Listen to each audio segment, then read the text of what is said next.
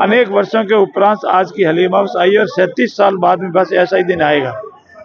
इसीलिए आज दर्शन करके मैं अपना आप को भाग्य मानता हूँ, परम पिता से प्रार्थना करता हूँ।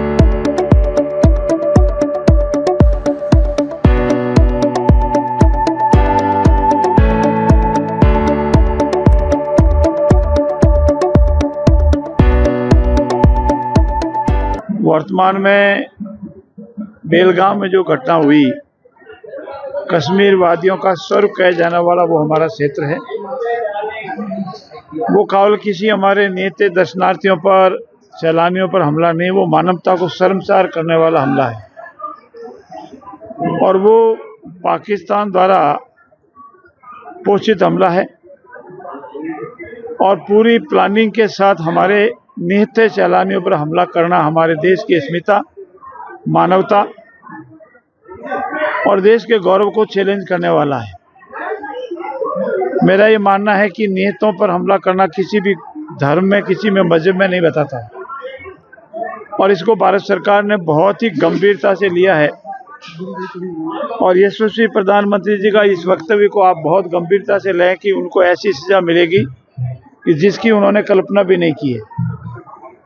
सभी सरकारों को, हिंदुस्तान की सभी सरकारों को अलर्ट किया गया है और ऐसे अवांछित तत्व जहाँ जहाँ कहीं भी जिन्हीं प्रदेशों में हैं उनको ढूंढा जा रहा है और उनको देश से निकालने का कार्रवाई की जा रही है। भारत सरकार ने सख्त कदम उठाते हुए उनको संदेश दिया है और जो पानी उनको मिल रहा था उसी पे पाकिस्तान टिका हुआ है, चाहे पेयजल के हिसाब से हो, चाहे कृषि के हिसाब से हो। और अगर वो पानी बंद हो जाता है तो पाकिस्तान के जीना ही मुश्किल हो जाएगा।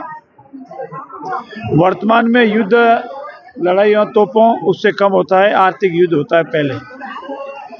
और जिस तरह से हिंदुस्तान ने पाकिस्तान की घेराबंदी की है और ये अगर इसी तरह से थोड़े दिन रहा तो पाकिस्तान में न पेट्रोल बचेगा, न डीजल बचेगा, न पीने का पानी बचेगा। ऐसी स्थिति में मेरा ये मानना है कि संसार के सभी देशों ने इसकी निंदा की है और हिंदुस्तान की आम आवाम भी ऐसे सब मुद्दे पर एक मत है। सभी राजनीतिक दलों ने भी भारत सरकार से निवेदन किया और कहा हम आपके साथ खड़े हैं, उनको सबक सिखाना चाहिए। और मेरा ये मानना कि जहाँ आज मैं खड़ा हूँ और आपसे बात कर रहा हूँ वो भी हमारे लिए हिंदुस्तान का बहुत महत्वपूर्ण हिस्सा है। हमारा एकमात्र ब्रह्मा जी का मंदिर है जहाँ देश और प्रदेश के सभी लोग आते हैं, विदेश से भी लोग आते हैं और यहाँ भी राजस्थान सरकार ने विशेष सतर्कता बरतने का निर्देश अधिकारियों को दिया है। हमारा भी मानना है कि आपको कहीं भी अवांछित गतिविधि लगे, आप हमारे जिला प्रशासन, हमारे पुलिस अधिकारियों को इस संबंध में सूचित करें, वो तुरंत आपसे कार्रवाई करेंगी। पुष्कर हमारे लिए बहुत ही महत्वपूर्ण है। धीरे धीरे पूर्ववर्ती भाजपा सरकार में वसुंधरा जी ने भी इसको, पुष्कर को बहुत मान्यता से लिया, उसका बहुत जीर्णोद्धार हुआ और हम ये मानते हैं कि विश्व प्रसिद्ध तीर्थ स्थल है। यहाँ देश के अलावा विदेश से भी बहुत लोग आते हैं। इसका जो जीर्णोद्धार हो, उसका मान बढ़े और इसकी जो भी महत्व योजना है उसको हम पूर्ण करने का पूरा प्रयास करेंगे। हमारे यहाँ के आपके क्षेत्रीय विधायक और हमारे मंत्री जी आदरणीय रावत साहब आपके इसके 7 दिन लगे हुए हैं। मैं पुनः आज हलीम हाउस का बहुत बड़ा दिन है और यहाँ के तो शास्त्रार्थ भी आप जानने वाले हैं। अनेक वर्षों के उपरांत आज की हलीम हाउस आई और 37 साल बाद में बस ऐसा ही दिन आएगा।